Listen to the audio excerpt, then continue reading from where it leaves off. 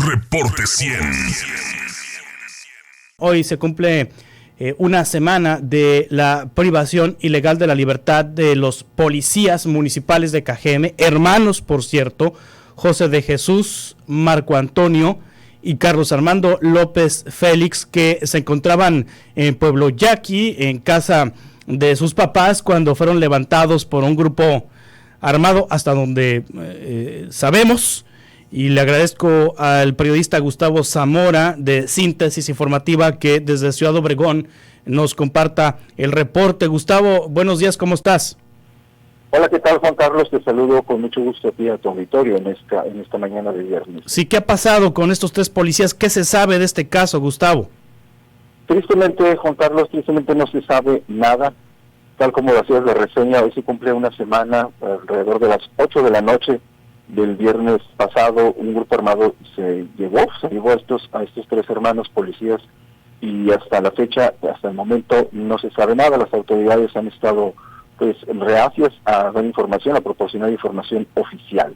Sí. Ha habido un trascendido por ahí a mediados de semana, el martes, pero pues no tenía ninguna credibilidad, no tenía fuente, no solo se citaba que estos tres hermanos estaban vinculados con un grupo, con un fuerte grupo de delincuentes. Esa era la frase como describían a este grupo delincuencial, y que precisamente por esa relación fue lo que motivó su desaparición.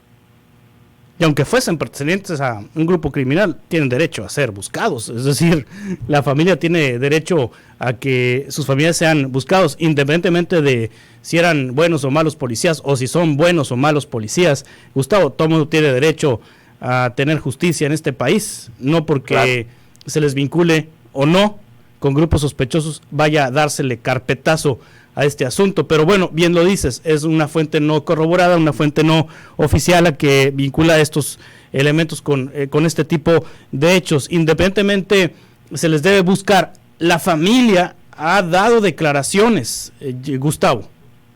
Solamente la hermana salió ayer a exigir que se trabaje con mayor celeridad, que sea una prioridad para las autoridades su búsqueda, y que se haga todo lo posible por presentarlos con vida. Ellos señalan que no buscan saber quién lo hizo, que no buscan conocer la identidad de quienes perpetraron esta privación de la libertad, este secuestro, pero que ellos lo que quieren es, obviamente, y entendible, por supuesto, como familiares que son, que aparezcan pronto y que aparezcan con vida. Sí. Es una angustia la que tienen desde hace una semana, una angustia indescriptible. ¿Qué ambiente hay en la Policía Municipal de Cajeme? Sabemos que ha habido muchas renuncias antes de la desaparición de estos policías. Supongo yo que a partir de la desaparición de estos policías, el clima se ha complicado en la corporación. Sí, de por sí ya no estaba bien. Recordemos que a principio de año, el último día de marzo, fueron asesinados aquí en el centro de la ciudad el director operativo de la Policía Municipal junto con su escolta. A partir de ese momento se incrementó el número de bajas, y se habla alrededor de 34 o 33 policías que pues ya no pertenecen, que iniciaron el año pero que ya no están en la corporación por diversos motivos. Incluso la autoridad ahí señala, no sé cómo calificarlo esto, que ha habido ausencia por asesinato, incumplimiento de por fallecimiento en su cumplimiento de sus deberes. Como sea, Juan Carlos, la situación aquí en la Policía Municipal se ha vuelto insostenible para muchos de los agentes. Han renunciado, muchos de ellos tienen enfermedades que son derivadas del estrés de sus actividades diarias, y hasta el momento, como te mencionaba, son 34 los efectivos que han solicitado su baja. Sí, ¿hay algún informe oficial de la Fiscalía de Justicia en torno a la desaparición de estos tres elementos? En lo absoluto, no hay un solo informe oficial. Como te mencionaba al principio, sí hubo un boletín que vino precisamente del equipo de comunicación del Ejecutivo, pero se manejó de forma discrecional, no tenía fuente, como te repito, pero sí fue emitido por el aparato de comunicación del Ejecutivo. Es una forma de criminalizar a las víctimas, como es ya una pues una costumbre en la Fiscalía. A ver, me quiero detener en esa parte, Gustavo. A ver, se emitió un comunicado no oficial, pero cuya fuente es el gobierno estatal, en donde se criminaliza a estos policías. Así como te lo menciono, que efectivamente fue el martes pasado cuando de la coordinación de difusión de ahí del Ejecutivo se envió a un grupo de WhatsApp de medios, de periodistas que pues que tienen alguna relación comercial con el gobierno estatal. Se difundió ese comunicado para que pues para crear ese ambiente, supongo yo, de que los policías tenían esa relación con el grupo criminal. Obviamente ahí pues, no se difundió, digamos, a los medios que tradicionalmente publican, ¿no? Las noticias, los boletines, todo el material que proporciona el Ejecutivo, pero sí, efectivamente, fue de un servidor público que despacha ahí en Doctor Paliza. Sí, que este comunicado, ¿qué es lo que dice?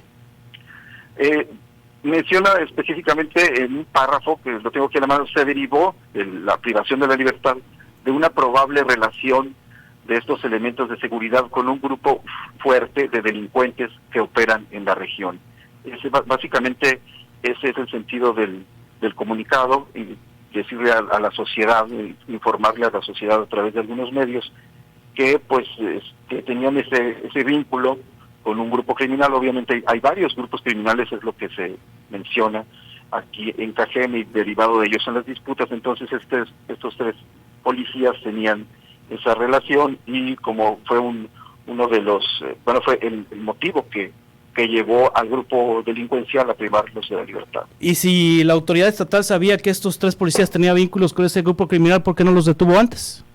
Fíjate que es muy curioso, un párrafo más adelante de ese boletín hace mención que todas esas actividades delincuenciales las hacían a espaldas de sus superiores. Pero... Es decir, como que fue una investigación que se derivado de su desaparición, se inició con esta pesquisa, y se hizo la pesquisa y se llegó a esa conclusión de que fue precisamente una relación delictiva con un grupo lo que lo originó, pero dejan entrever que todo eso fue a espaldas de los jefes de sus superiores, de sus mandos superiores. A partir de la desaparición, entonces uno infiere que investigaron y entonces encuentran vínculos criminales. Antes no sabían nada, después sí lo supieron, y con esa celeridad pues ya tuvieron una conclusión. Ojalá que con esa celeridad los encuentren. Ojalá, es lo que deseamos todos aquí en Cajeme, porque ya es el clima de violencia, el clima de zozobra que se vive, pues ya perdemos la capacidad de asombro de repente de lo que vemos, y bueno, por la familia y por ellos mismos es la exigencia que aparezcan lo más pronto posible. En general, ¿cómo está la situación de seguridad en Ciudad Obregón, Gustavo Zamora? Parecía que la situación se había tranquilizado hace unos meses, parecía que se había estabilizado hace algunos meses.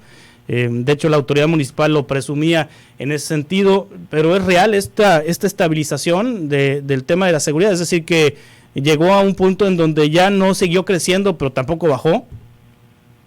Mira, si nos vamos a las cifras oficiales, Juan Carlos, sí calza, sí podemos comprar esa versión, pero mira, aquí en Cajeme los niveles de la delincuencia o las actividades delictivas en cuanto al homicidio doloso es tal que hay medios especializados en cubrir ese tipo de nota, y dan cuenta las versiones periodísticas de cifras que no coinciden con la versión oficial. Para irnos un caso concreto, por ejemplo, te pongo el de marzo.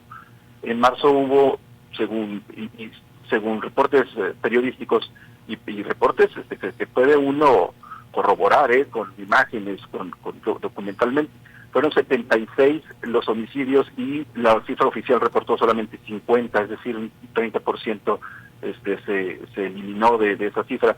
Sí ha habido una disminución, pero son cifras que la autoridad juega con ellas. Es decir, si comparamos el primer semestre del 2023 con el primer semestre del 2021, que fue cuando recibimos el gobierno, esas versiones de que han bajado 5 o 10%, pues es lo que nos tratan de ofrecer, ¿no? de vender esa versión, pero a nivel calle, si tú te vas a la calle, lo que dice la gente, pues 5 muertos o 10 muertos que varíe de un mes a otro, cuando la cifra se te va al doble dígito mes tras mes, pues no significa nada realmente. Cuando uno sale a las calles en Ciudad Obregón a realizar alguna actividad, ¿se observa vigilancia? ¿Hay elementos de la Policía Municipal, de la Estatal, la Guardia Nacional? ¿Están patrullando la ciudad?